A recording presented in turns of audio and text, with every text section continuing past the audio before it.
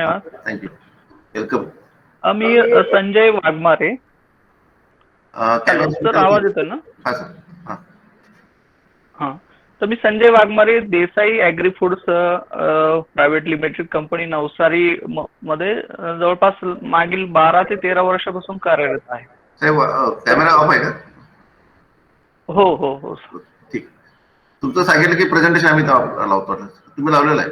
हो हो हो हो हो. मी ओके. थोडं इंट्रोडक्शन देतो, मग हा सर. प्रेझेंटेशन सुरू करा. चालेल स्लाइड पहिली लावली तरी चालेल. पहिली चालेल. स्लाइड ओके ऑन करून. ओके. थँक्यू.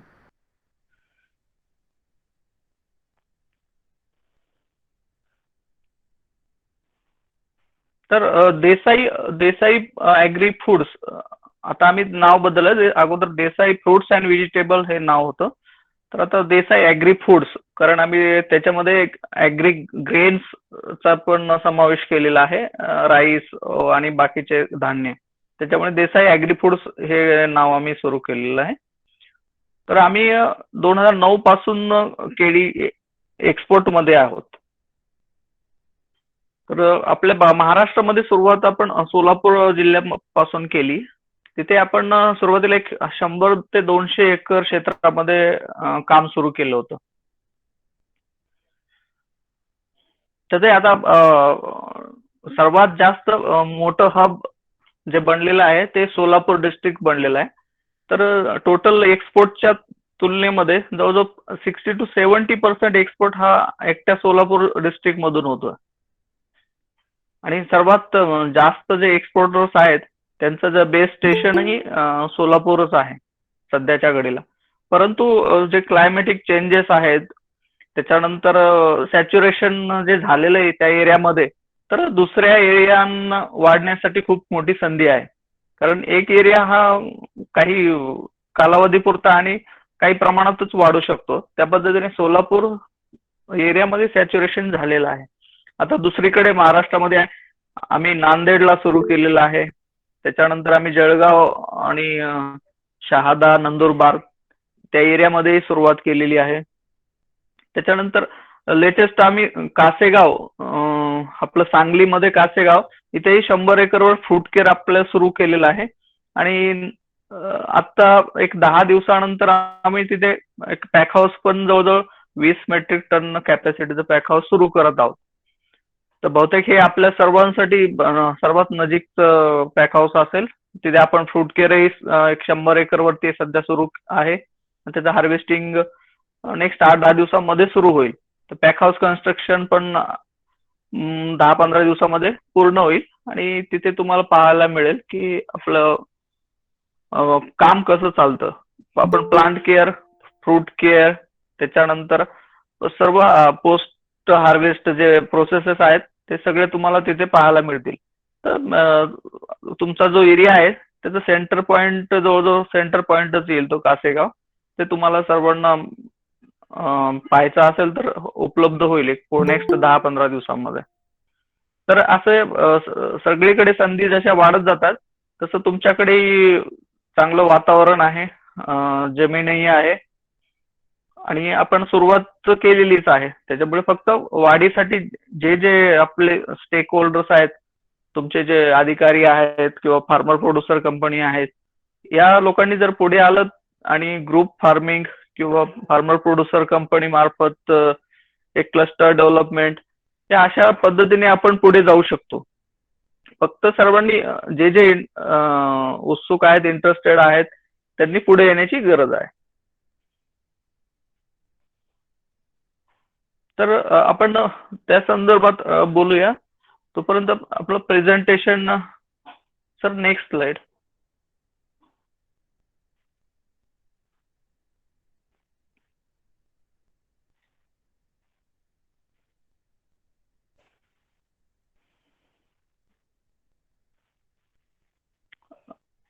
आपण सध्याचं करंट स्टेटस आणि काय संधी आहेत बनाना इंडस्ट्रीला वाढण्यासाठी याबद्दल पाहूयात. तर बनाना इंडस्ट्री ही मागच्या 5 वर्षामध्ये जवळजवळ डबल झालेली आहे. एक्सपोर्ट, जो बनाना एक्सपोर्ट जो आहे तो मागच्या 10 वर्षामध्ये, 10 आणि 5 वर्षामध्ये जवळजवळ डबल झालेला आहे. तर यामध्ये सर्वात मोठं योगदान हे महाराष्ट्राचं आहे. महाराष्ट्रातील सोलापूर आणि जळगाव या 2 डिस्ट्रिक्ट मधून सर्वाधिक एक्सपोर्ट ओरिएंटेड काम झालेलं आहे. आणि इथूनच संधी वाढायला सुरुवात झालेली आहे महाराष्ट्रामध्ये. आणि आता बाकीच्या जिल्ह्यांमध्ये आपण काम वाढवत आहोत. तर केळीचं शेत एक्सपोर्ट वाढला म्हणजे काय झालं, तर केळीचा एक्सपोर्ट जसं वाढतोय तसं आपलं इकॉनॉमिक जे फार्मरचं इकॉनॉमिक आहे ते सुधारत आहे, त्याचं जीवनमान सुधारत आहे. त्याच्यानंतर हे जे आपण वारंवार एकच क्रॉप घेतोय, ऊस असेल किंवा दुसरे जे मोनोक्रॉपिंग जे चालू आहे त्याला कुठेतरी आळा बसतोय. आणि जे कॅश क्रॉप जे बनाना आहे त्याच्यामुळे पैसेही मिळतात. त्याच्यानंतर आपल्याला फेरपालट जो म्हणतो पिकांची ती करायलाही वाव मिळतोय. त्याच्यामुळे हे बनाना क्रॉप आणि पैसाही बाकीच्या जे कडधान्य आणि बाकीची जी पिकं आहेत त्या तुलनेत त्याच्यामध्ये पैसाही जास्त मिळतो. तर हे सर्वांचा विचार केला तर ऊसासारख्या पिकाला हे सर्वात उत्तम पर्यायी पीक म्हणून केळी हे सर्वात पुढे येत आहे.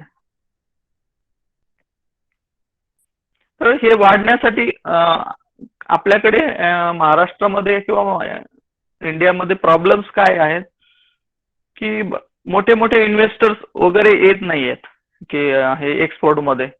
त्याच्यानंतर बाहेरचे जे मल्टीनॅशनल कंपनीज वगैरे हे अजून तरी आलेल्या नाहीत. हे जे द्राक्षामध्ये डाळिंबमध्ये जे काम मोठ्या प्रमाणात होतंय त्यामध्ये याला आता सुरुवात झालेली आहे.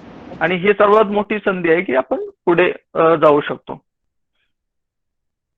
आणि सर्वात प्रॉब्लेमॅटिक कंडिशन जी आहे आपल्याकडे ती इन्फ्रास्ट्रक्चर आहे. आपल्याला बेसिक पासून जे हायटेक इन्फ्रास्ट्रक्चर आहे ते कुठेच अवेलेबल नाही. सारे पॅक हाऊसेस आपल्याकडे अवेलेबल नाहीत, कोल्ड स्टोरेज आपल्याकडे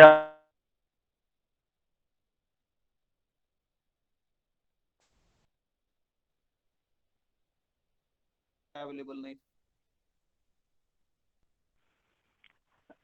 भारत देश हा जगातील 27% प्रोडक्शन हे केळीचं करतो आहे. परंतु त्या प्रमाणामध्ये जर एक्सपोर्ट जर पाहिला आपण तर फक्त 0.3% एक्सपोर्ट आपल्याकडे आहे. तो 0.1 होता मागच्या 3-4 वर्ष 5-6 वर्षांमध्ये तो 0.3 पर्यंत पोहोचलेला आहे. आता कुठे सुरुवात झालेली आहे.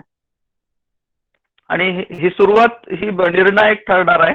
इथून पुढे जसे बाकीच्या क्रॉप मध्ये द्राक्ष असेल, डाळिंब असेल याच्यामध्ये मोठी झेप आपल्या इंडियाने घेतली होती त्या पद्धतीने आता केळीमध्येही आपण सुरुवात केलेली आहे. आपल्या देशाने आपले जे मोठे मोठे एक्सपोर्टर कंपनीज आहेत आणि गव्हर्नमेंट एक चांगलं मदत करत आहे सध्या.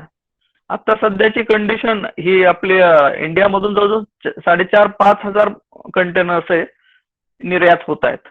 पण ही जी संख्या आहे ही खूप कमी आहे.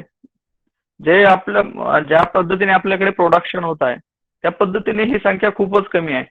आपली कॅपॅसिटी ही minimum 2 lakh container per year करण्याची आहे. त्या पद्धतीने आपली क्वालिटी पण आता सुधारायला सुरुवात झालेली आहे. परंतु हे संघटित नसणे, शेतकरी संघटित नसणे, पुन्हा या इन्फ्रास्ट्रक्चर अवेलेबल नसणे, त्याच्यानंतर कोल्ड चेन नसणे आणि गव्हर्नमेंट आणि ह्याच्या नवीन एफपीओ वगैरे सुरू होत आहेत यांच्यामध्ये व्यवस्थित कोलॅबरेशन कुठे होत नाही. फार्मर कॉन्ट्रॅक्ट फार्मिंग असेल या गोष्टी कमी क्षेत्र असल्यामुळे ह्या गोष्टी थोड्या कठीण जात आहेत. तरी त्याच्यावरही मात करून एक्सपोर्टर्स आहेत आणि गव्हर्नमेंट जशी जमेल तशी मदत करत आहे आणि आपण आता मोठी झेप घेण्याच्या तयारीत आहोत. Next slide.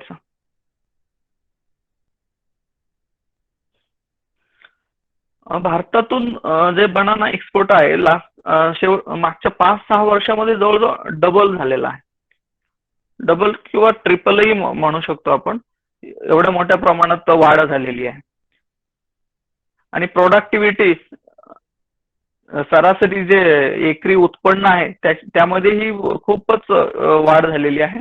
आपली सरासरी ही 9 मेट्रिक टन पर हेक्टर होती ती आता 36 मेट्रिक टन पर हेक्टर पर्यंत गेलेली आहे. आणि नवीन नवीन पद्धतीचा वापर केल्यामुळे ही आता अजूनही वाढत चाललेली आहे. हे ड्रीप इरिगेशन असेल, फर्टिगेशन असेल, त्याच्यानंतर स्पेसिंग जे आहे, पर एकर प्लांट पॉप्युलेशन मेंटेन करणे, ह्या ज्या गोष्टी आहेत ह्या शेतकऱ्यांना समजलेल्या आहेत की एक्सपोर्ट बनाना उत्पादन करण्यासाठी काय काय गोष्टी आवश्यक आहेत. आणि हे जे एक्सपोर्ट कंपनीज आहेत, गव्हर्नमेंटच्या संस्था आहेत, हेही आता बऱ्यापैकी शेतकऱ्यांना मार्गदर्शन करत आहेत. आणि यामुळे हे पर हेक्टर उत्पादन हे वाढत चाललेलं आहे. आणि हे उत्पन्न वाढल्यामुळे एक्सपोर्टही त्या पद्धतीने वाढत चाललेला आहे. Next slide.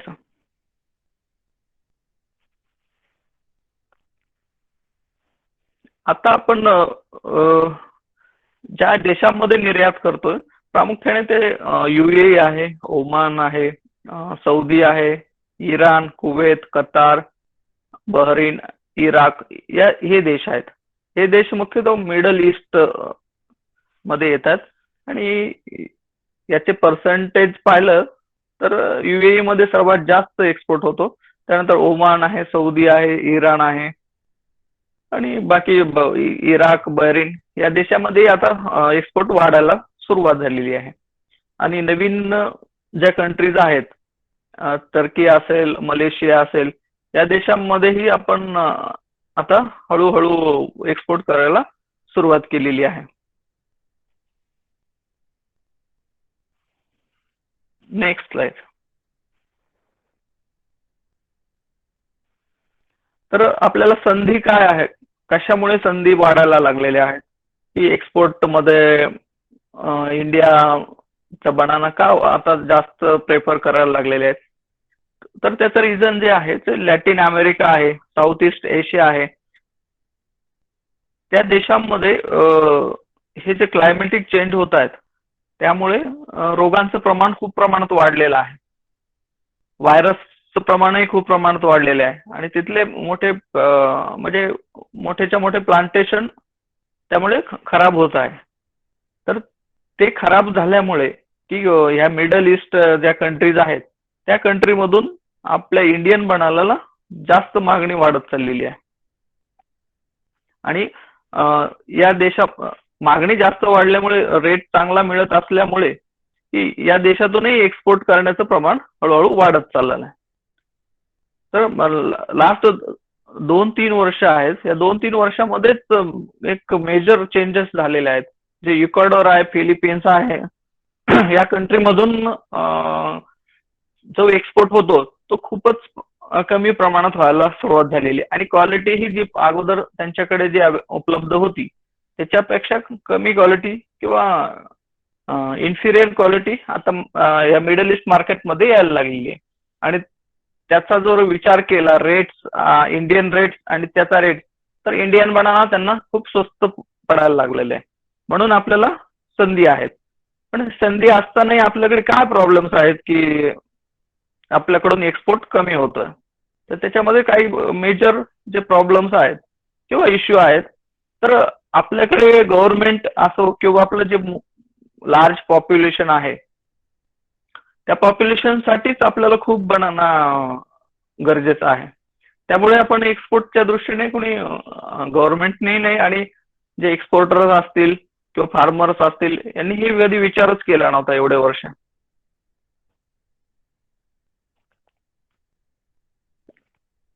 दुसरी गोष्ट आहे की लँड होल्डिंग. तसे बाकीच्या इक्वाडोर आहे, फिलिपिन्स आहेत आणि लॅटिन अमेरिकेतील देश आहेत त्यांच्याकडे लँड होल्डिंग हे जे मोठे ग्रुप फार्मिंगने किंवा कॉर्पोरेट फार्मिंग या पद्धतीने केली जाते. तिथे 1000 एकर 2000 एकर अशा एक फार्म असतो. त्यामुळे तिथे इरिगेशन असेल, फर्टिगेशन असेल किंवा जे पेस्ट डिसीज मॅनेजमेंट हे खूप सोपं जातं आणि प्रिसाईज पद्धतीने एकदम व्यवस्थितपणे तिथे करता येतं. तर आपल्याकडे लँड होल्डिंग 2 एकर 3 एकर असे छोटे छोटे फार्म्स आहेत.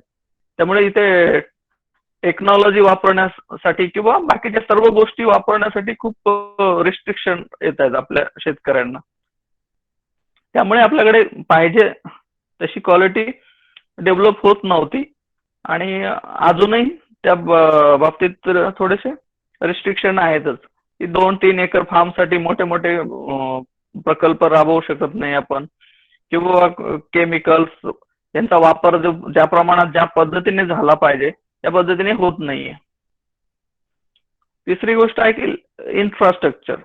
आपल्याकडे अजूनही खूप इन्फ्रास्ट्रक्चरच्या बाबतीत आपण खूप मागे आहोत. आपल्याकडे पॅक हाऊस नाही आहेत, कोल्ड स्टोरेज नाही आहेत, कोल्ड चेनसाठी आपले रिफर कंटेनर किंवा रिफर व्हेकल्स जे असतात तर ते अवेलेबल इझिली नाही आहेत. अवेलेबल आहेत पण इझिली अवेलेबल होत नाही सर्वांसाठी आणि मिळाले तरी ते कॉस्टली खूप असल्यामुळे तो आणि आपल्याकडे मॅक्झिमम फार्मर्स हे छोटे आहेत त्यामुळे ते वापरू शकत नाही.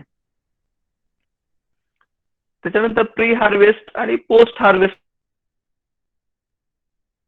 केळी उत्पादनासाठी जे लागवडीपासून टिश्यू पासून ते हार्वेस्टिंग पर्यंत जे प्रोसेसेस आहेत, जे स्टँडर्ड प्रोसेस आहेत, जे एक्सपोर्ट साठी करायला पाहिजेत त्या प्रोसेस आपण करू शकत नाहीये किंवा करत नाहीये सध्या. प्लांट आपण मॅक्झिमम आता टिश्यू कल्चर प्लांटेशन वाढलंय. त्याच्या अगोदर आपण सकर प्लांटेशनच करत होतो. प्लांटिंग मेथड मध्ये आपण 1,500-1,600 पर्यंत पर एकर प्लांटची लागवड करतो. पण त्यामुळे काय होतं खूप जास्त प्रमाणात एकाच एकर मध्ये गर्दी झाल्यामुळे पाहिजे ते कॉम्पिटिशन म्हणजे अन्नद्रव्य आणि पाण्यासाठी जे कॉम्पिटिशन होते त्यामुळे गडाची साईज असेल, फळाची साईज असेल ही छोटी येते आणि ती साईज छोटी आल्यामुळे ती एक्सपोर्ट साठी इलिजिबल नसते. त्यानंतर फ्रूट केअर आपण जो म्हणतो ते प्रोसेस जे असते त्याला इंजेक्शन जे एक्सपोर्ट साठी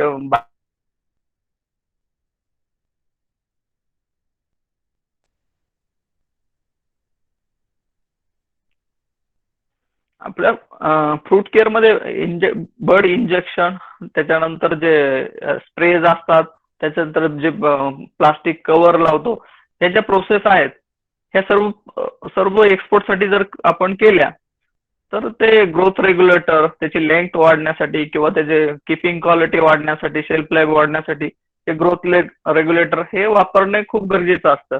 पण आपल्याकडे माहिती नॉलेज अभावी आणि छोटे छोटे फार्म्स असल्यामुळे हे गोष्टी आपण करत नाही. त्याच्यामुळे क्वालिटी ती त्या प्रमाणात पिकत नाही आणि एक्सपोर्ट कमी होतोय. पोस्ट हार्वेस्ट नंतरही जे आपल्याकडे प्रॅक्टिसेस आहेत, एकदा हार्वेस्ट केल्यानंतर त्याची जी वाहतूक असेल तर ते स्टोअर करण्याच्या ज्या पद्धती आहेत आपल्याकडे त्या खूप जुन्या पद्धतीच्या आहेत त्याच वापरतोय आणि त्याच्यामुळे काय होतं की आपल्याकडे जे पोस्ट हार्वेस्ट लॉसेस जे आहेत ते खूप प्रमाणात होत आहेत. 25% ते 40% पर्यंत आपण पोस्ट हार्वेस्ट लॉसेस आहेत आपल्याकडे आणि हे खूप मोठं म्हणजे ते लॅक ऑफ नॉलेज असेल, लॅक ऑफ इन्फ्रास्ट्रक्चर अवेलेबिलिटी असेल किंवा लॅक ऑफ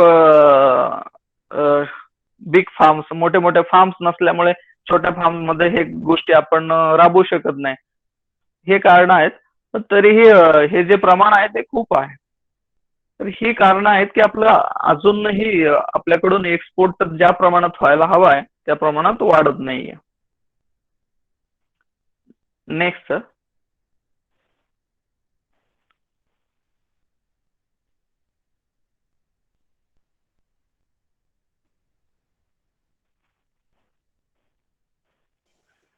तर यावर मात करण्यासाठी आपण काय केलं पाहिजे किंवा कशा पद्धतीने आपण पुढे जाऊ शकतो, तर याचा विचार केला तर क्लस्टर डेव्हलपमेंट. ही क्लस्टर डेव्हलपमेंट ही सेंट्रल गव्हर्नमेंटची आणि स्टेट गव्हर्नमेंटची स्कीम आहे. तर एकच क्रॉप आहे त्या क्रॉपवरती भर द्यायचा आणि त्या एरियामध्ये किंवा क्लस्टरमध्ये त्याच्यासाठी लागणाऱ्या ज्या पायाभूत सुविधा असेल, जे टेक्निकल नॉलेज असेल ते सर्व पुरवायचं आणि ते त्या एरियामधून एक्सपोर्ट असेल किंवा डोमेस्टिक सप्लाय असेल हे उत्तम क्वालिटीचा काढायचा किंवा एक्सपोर्ट करायचा. तर हे क्लस्टर डेव्हलपमेंट हे भारत सरकार आणि राज्य सरकार या दोन्हींनी मिळून हे हाती घेतलेलं आहे. तर कालच आमची एक आपेडा बरोबर मीटिंग झाली आहे. तर काल बरेचसे आपले कोल्हापूर ॲग्री डिपार्टमेंटचेही ऑफिसर, नाबार्ड आणि एमएसएमईचेही ऑफिसर काल होते. तर ते मीटिंग यासाठी होती की कोल्हापूर एरिया हा बनाना क्लस्टर डिक्लेअर केलेला आहे त्यांनी अगोदरच. तर ते डेव्हलपमेंट करण्यासाठी जे स्टेक होल्डर्स आहेत यांची मीटिंग आयोजित केली होती. तर त्यामध्ये जे एक्सपोर्टर्स आहेत, त्याच्यानंतर फार्मर प्रोड्युसिंग कंपनी आहेत, कृषी खात्यातले सगळे नाबार्ड असेल, एमएसएमबी या संस्था आहेत, यांचे काय प्रॉब्लेम्स आहेत आणि ते सॉल्व्ह कसे करायचे या संदर्भात काल डिस्कशन आमच्या मीटिंग मध्ये झालं. तर ते सेम तुमचा जो विषय आहे त्या पद्धतीनेच त्यांनी ही इन्फ्रास्ट्रक्चर आणि हे डेव्हलप प्लांटेशनही वाढवण्यासाठी खूप ते गव्हर्नमेंट मदत करत आहे. तर तोच धागा पकडून आता तुमचाही विषय तो सेमच विषय आहे. तर तो क्लस्टर डेव्हलपमेंट करण्यासाठी आम्ही तर सुरुवात केलेली आहे ऍज अ कंपनी म्हणून. आम्ही कासेगाव, सांगली या एरियामध्ये तर ऑलरेडी सुरुवात केलेली आहे. तर अजूनही कोणी मागची जी मीटिंग आपली झाली त्याच्यानंतर मला कॉल किंवा काय आलं नाही की त्या एरियामधून की आम्ही इंटरेस्टेड आहोत आणि तुमच्या जे पॉलिसीज आहेत त्या पुढे आपण पुढे घेऊन जाऊ आणि त्या पद्धतीने पुढे काम करू. असं मागच्या मीटिंग नंतर मला थोडी अपेक्षा होती की त्या एरियामध्ये आम्ही तर ऑलरेडी काम सुरू केलंय, पण अजूनही तुमचे जे ॲग्री ऑफिसर्स असतील किंवा एफपीओ असतील हे जर पुढे आले आणि त्या एरियामध्ये काम करण्यासाठी इंटरेस्टेड असतील तर आम्ही पूर्ण 100% मार्गदर्शन करण्यासाठी तयार आहोत. तर हे ग्रुप फार्मिंग करणं हे आपल्यासाठी खूप महत्वाचं आहे, कारण हे छोटे छोटे शेतकरी आहेत 2-3 एकरचे. तर त्यांना ह्या सगळ्या गोष्टी इन्फ्रास्ट्रक्चर आणि टेक्निकल नो हाऊ हे आत्मसात करण्यासाठी खूपच अडचणी येतात.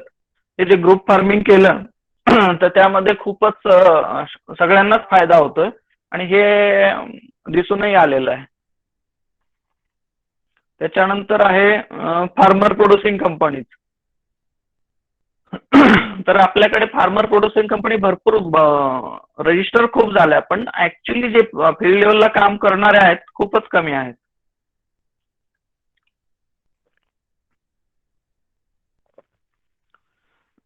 त्याच्यानंतर पब्लिक प्रायव्हेट पार्टनरशिप, की कॉन्ट्रॅक्ट पद्धतीने कंपनी असेल किंवा गव्हर्नमेंट असेल आणि फार्मर असेल यांचे काही कॉन्ट्रॅक्ट करून पुढे जाता येईल का. त्याच्यानंतर कॉर्पोरेट कंपनीज हे मोठ्या आता INI आहे, महिंद्रा आहे, रिलायन्स आहे, ह्या ज्या मोठ्या मोठ्या कंपन्या आहेत ते ॲग्रीमध्ये इंटरेस्टेड आहेत आणि बऱ्याच क्षेत्रामध्ये त्यांनी सुरुवातही केलेली आहे.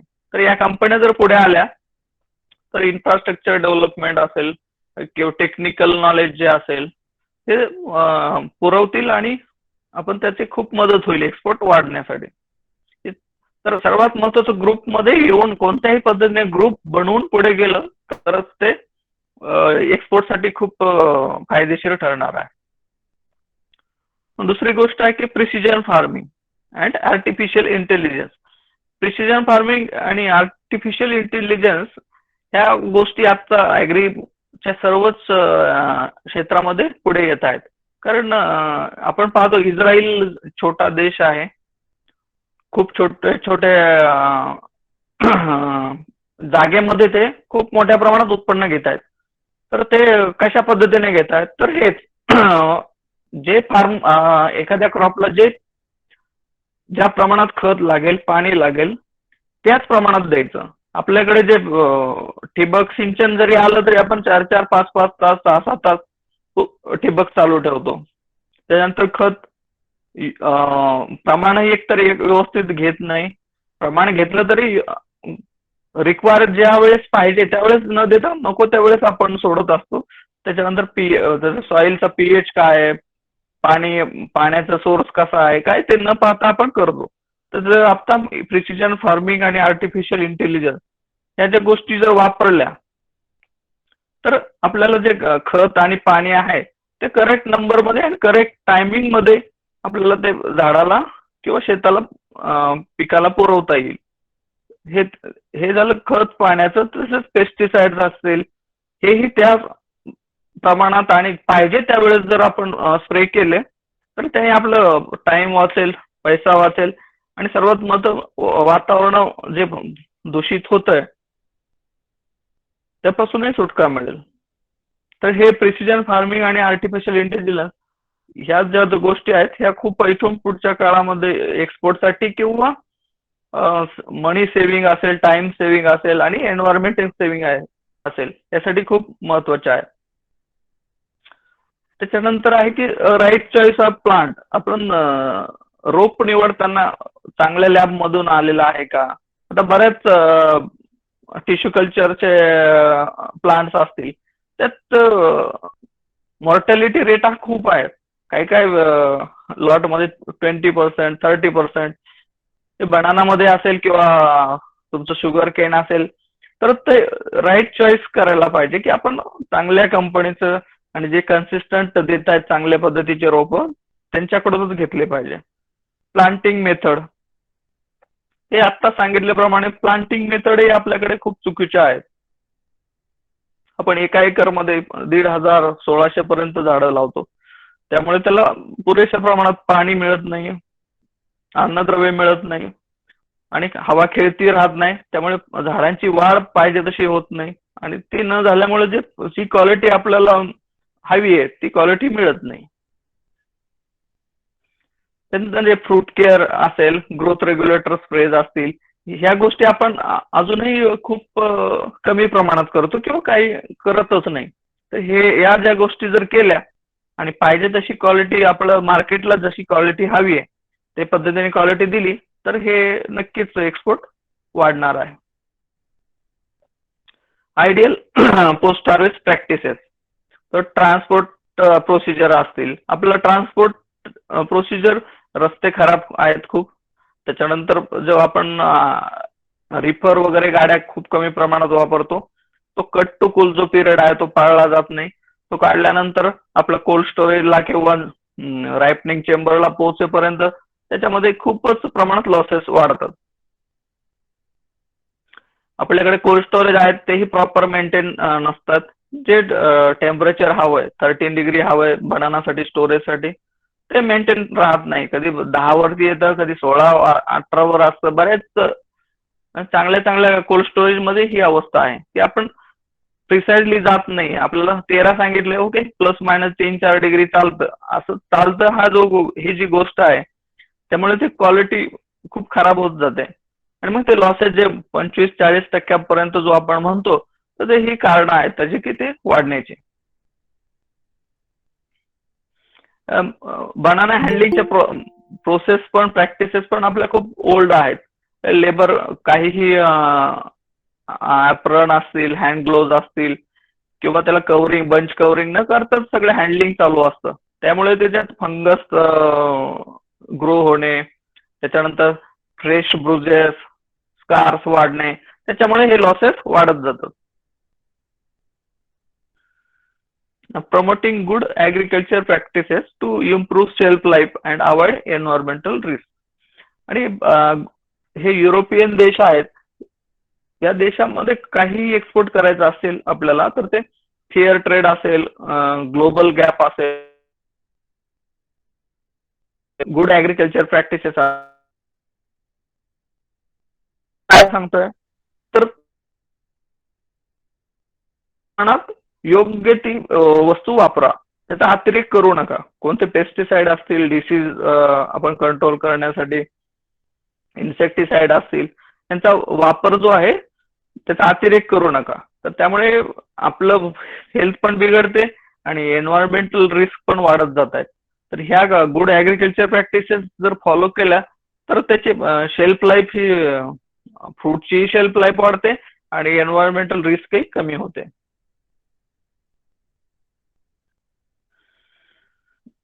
अगोदर सांगितल्याप्रमाणे supply shortages in the Philippines, Ecuador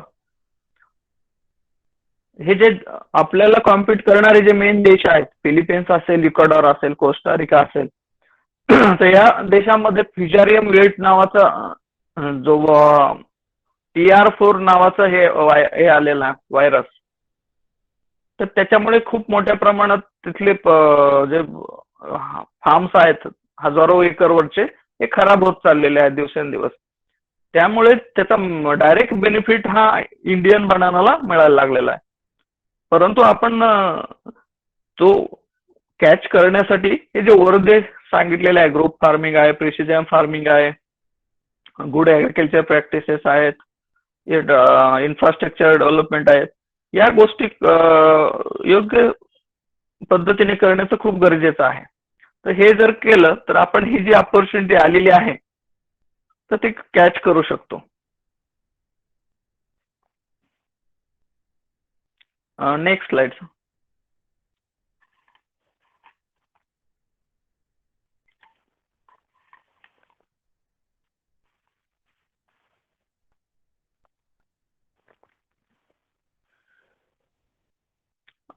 आता सध्या आपण फक्त मिडल ईस्ट मध्येच आपण मॅक्झिमम एक्सपोर्ट जो आहे आपला तो मिडल ईस्ट कंट्रीज मध्येच आपण करतोय.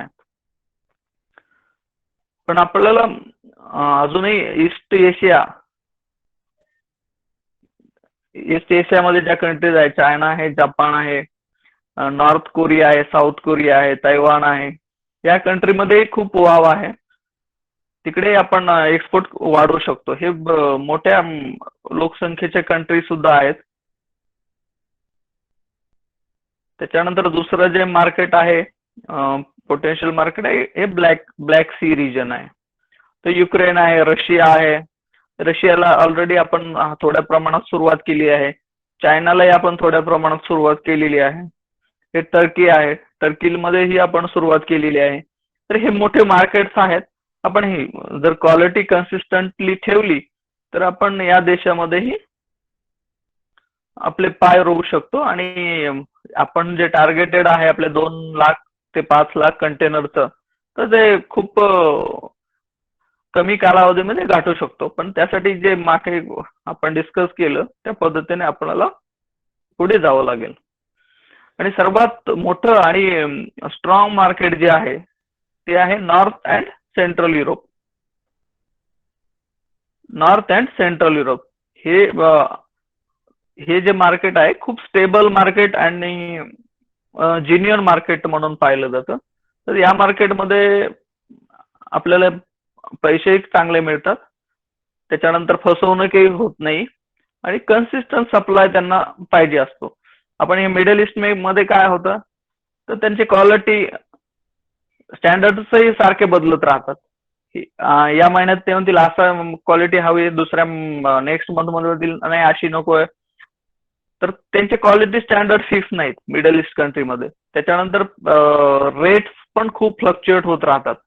त्याच्यानंतर फसवणुकीचे प्रमाणही खूप आहे मिडल ईस्ट कंट्रीजमध्ये. तर हे जे अवॉइड करायचं असेल तर आपल्याला ईस्ट एशिया एक त्यापेक्षा बेटर मार्केट आहे, ईस्ट एशिया. तर ते युक्रेन, रशिया, हे टर्की, ह्या कंट्रीज येतात, या रोमानिया, बल्गेरिया, हे त्यापेक्षा बेटर मार्केट आहे. इथे आपण एक करू शकतो. आणि दुसरं हे नॉर्थ अँड सेंट्रल युरोप. याच्यामध्ये जर्मनी आहे, बेल्जियम, ऑस्ट्रिया, जे युरोपियन कंट्रीज आहेत मेजरली. इटली आहे, स्वित्झर्लंड, रोमानिया, पोलंड, नेदरलँड्स आहे, क्रोएशिया आहे, सर्बिया आहे. तर या कंट्रीज मध्ये आपण एक्सपोर्ट करू शकतो. पण यासाठी जे मागे डिस्कस केल्याप्रमाणे हे फेअर ट्रेड असेल, ग्लोबल गॅप आहे, त्याच्यानंतर गुड ऍग्रिकल्चर प्रॅक्टिसेस आहेत.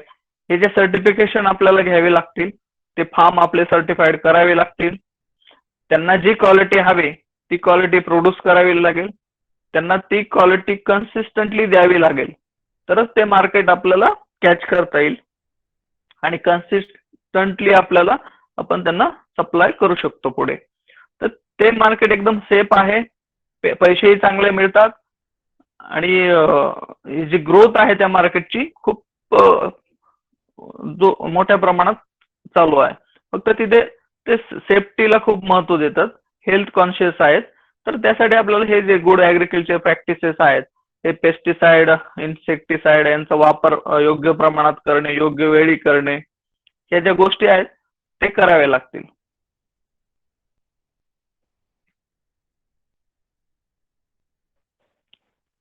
Next slide.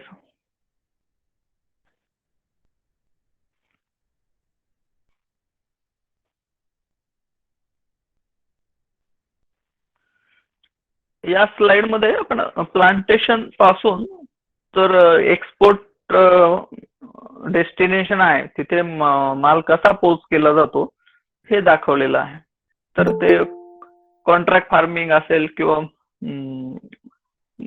ग्रुप फार्मिंग असेल त्या पद्धतीने फार्मिंग करणे,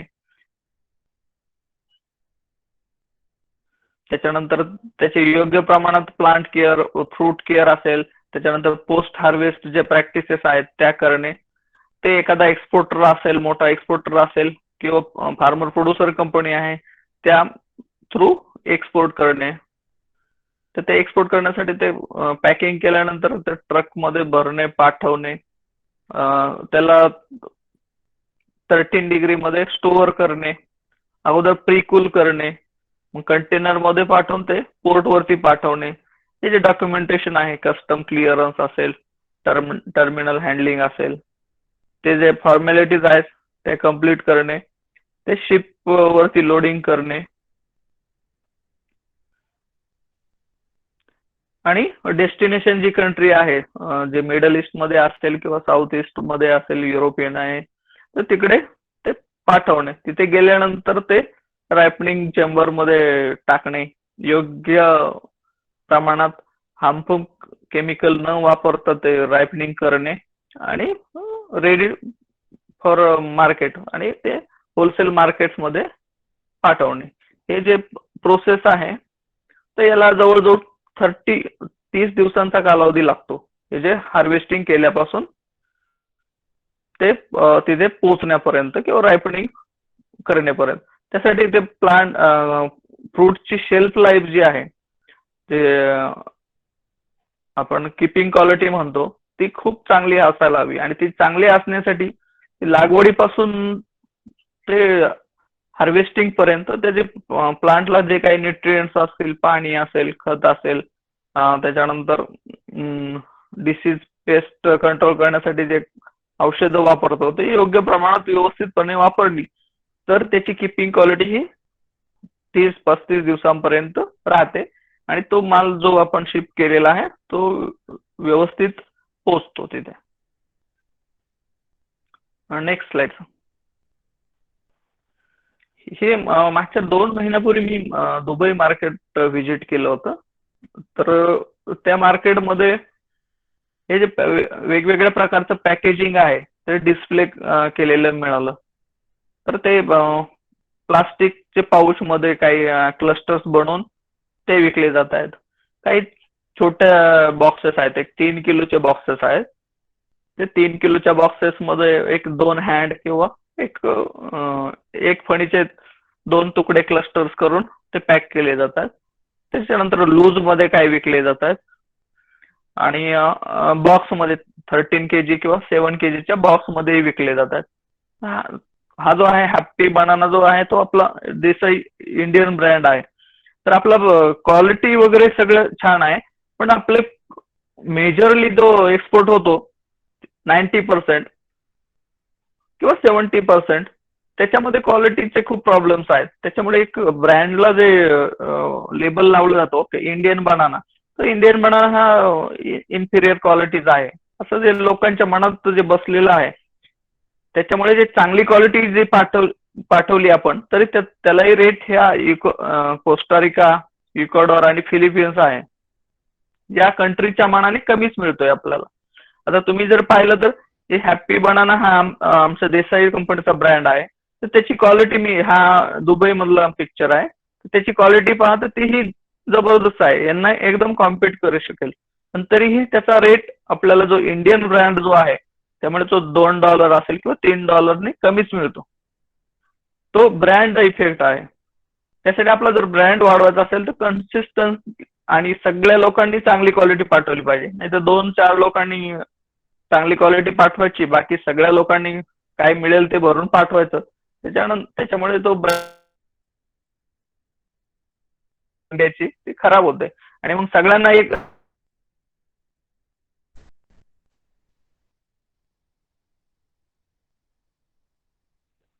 नेक्स्ट स्लाइड. ओके. नाही सर, मागची स्लाइड. Okay okay. तर हे सगळे जर पाहिलं तर आपलं कोल्हापूर रिजन जो आहे त्या रिजन मध्ये सगळ्या प्रमाण आहे. सॉइल ही आपल्याकडे रिच सॉइल आहे, पाण्याची ही अवेलेबिलिटी खूप छान आहे. क्लायमेट थोडस रेनी सीझन आपण व्यवस्थित हँडल केला तर क्लायमेट हे आपल्याकडे बऱ्यापैकी स्टेबल आहे. तर रेनी सीझन मध्ये जो प्रॉब्लेम्स असतात, पेस्ट डिसीज किंवा हवा जोरात चालते, ते व्यवस्थित हँडल केलं तर तोही काही इश्यू नाहीये. तर संधी खूप आहेत. नाबार्ड असेल, अपेडा असेल, MSMB आहे, राज्य सरकार आणि केंद्र सरकार यांनी तर डिक्लेअर केलेलंच आहे कोल्हापूर रिजन जो आहे तो क्लस्टर, बनाना क्लस्टर म्हणून. पण त्यासाठी पुढे येण्यासाठी आपण प्लांटेशन वाढवलं पाहिजे आणि मोठ्या कंपन्यांनी वगैरे पुढे आलं पाहिजे. तर आपल्याकडे संधी खूप आहेत.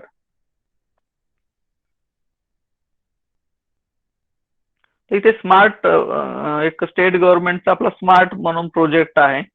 तर बऱ्याच FPO असतील किंवा इंडिव्हिज्युअल लोक पण त्यात बहुतेक सहभागी होऊ शकतात. तर ह्या प्रोजेक्टमध्ये 40% पर्यंत आपल्याला अनुदान मिळतं.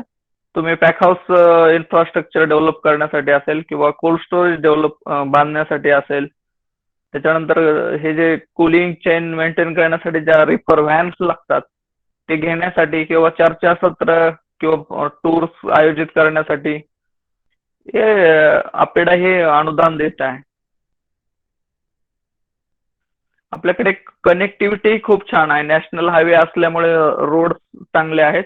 पोर्टही, मुंबई पोर्ट आपल्यापासून खूप जवळ आहे, त्यामुळे कट टू कूल मेंटेन करण्यासाठी आपल्याला असा आंध्रामधून मुंबईला जो केळी येते त्या तुलनेमध्ये आपल्याला तर ओव्हरनाईट सुद्धा नाही, 4-5 तासामध्ये आपले केळी पोर्ट पर्यंत पोहोचू शकते.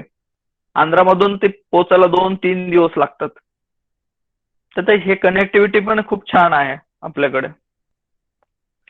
आपल्याकडे फार्मर्सही बाकीच्या एरियात ची तुलना केली तर इकॉनॉमिकली स्ट्रॉंग आहेत आणि नॉलेज आहे, हायटेक फार्मिंगचं नॉलेज आहे, बऱ्यापैकी फार्मर्स आहेत त्यांना.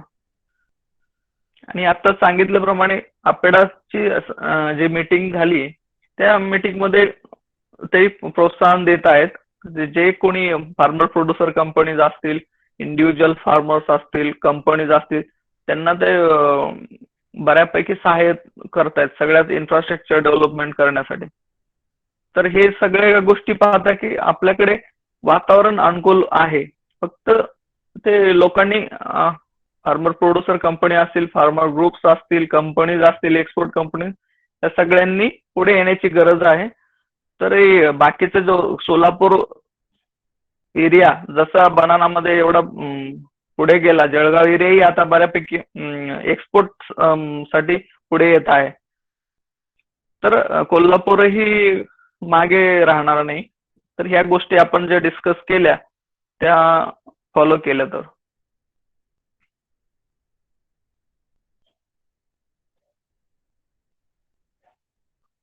नेक्स्ट, आम्ही सोलापूर मध्ये ज्या पद्धतीने काम करतो आहोत त्या पद्धतीने आम्ही सांगली, कासेगाव या एरियामध्ये काम सुरू केलेलं आहे ऑलरेडी. तर हे जे आमचं मॉडेल आहे, वेंडर मॉडेल सध्या आम्ही फॉलो करतो की त्या एरियामध्ये फार्मर प्रोड्युसर कंपनी असेल किंवा फार्मर ग्रुप असेल, त्या ग्रुप बरोबर आम्ही कॉन्ट्रॅक्ट करतोय. त्याला मिनिमम 200 ते 300 एकर 10 किलोमीटरच्या रेडियस मध्ये लँड होल्डिंग हवंय. एक पॅक हाऊस बांधायला पाहिजे तिथे, एक 20 मेट्रिक टन कॅपॅसिटीचं. किंवा रायपनिंग चेंबर असेल किंवा डोमेस्टिक सप्लाय जवळच होत असेल, ऍडिशनल जो आपला एक्सपोर्ट सोडून माल निघतो त्यासाठी ते बेटर राहतं. तर हे सगळं जर करण्यासाठी कोणी इच्छुक असतील, फार्मर प्रोड्युसर कंपनी आहे, ग्रुप्स असतील फार्मरचे किंवा इंडिव्हिज्युअल फार्मरही असेल की ते त्या एरियामध्ये तो डेव्हलप करत असेल, तर कंपनी सगळं टेक्निकल नो हाऊ देण्यासाठी राऊंड द इयर आपण तयार आहोत. आणि ते मॉडेल आम्ही कासेगावला सुरुवातही केली आहे. तर फार्मरला काय करायचंय, तर ज्या पद्धतीने कंपनी मार्गदर्शन करते त्या पद्धतीने प्लांट केअर आणि फ्रूट केअर करून घ्यायचं आहे. आपण ट्रॅडिशनल पद्धतीने न जाता 3 वर्षामध्ये 2 वर्षामध्ये किंवा 30 महिने मॅक्झिमम तर 3 क्रॉप घेतो.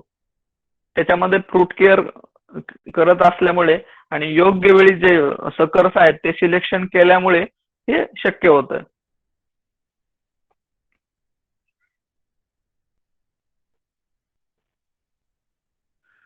आणि आपण जर तुलना केली इकॉनॉमिक्स बनाना फार्मिंग आणि शुगर केन फार्मिंग, तर मेजर तुलना पैशामध्ये, तर नेक्स्ट स्लाइड, तुलना पैशामध्ये होऊ शकते.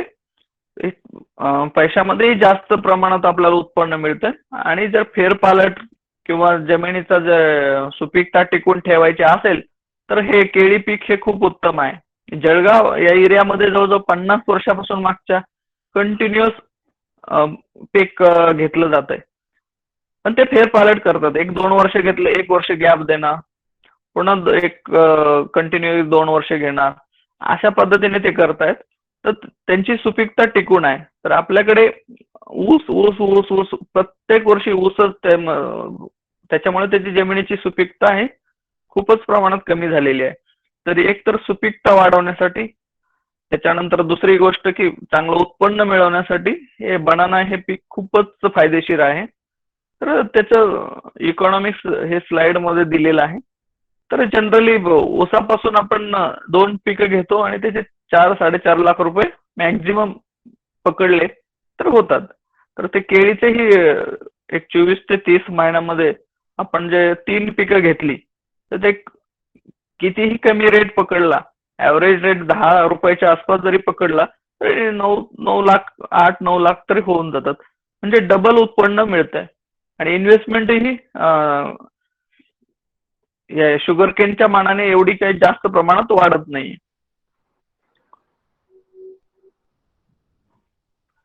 तर हे झालं इकॉनॉमिक्स.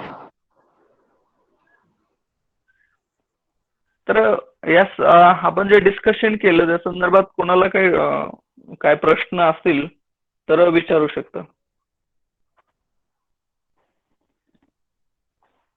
हॅलो.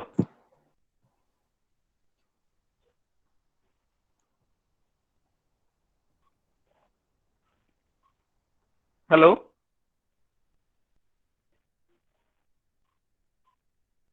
हा सर, वाघमोडे साहेब अत्यंत महत्वपूर्ण असं मार्गदर्शन केलेलं आहे. थँक्यू. मित्र सरांना त्यांचा अनुभव आणि त्यांचं जे चाललेलं काम आहे गेल्या अनेक वर्षापासून त्यावरनं आपलं लक्षात येते की असलेली संधीची आणून तर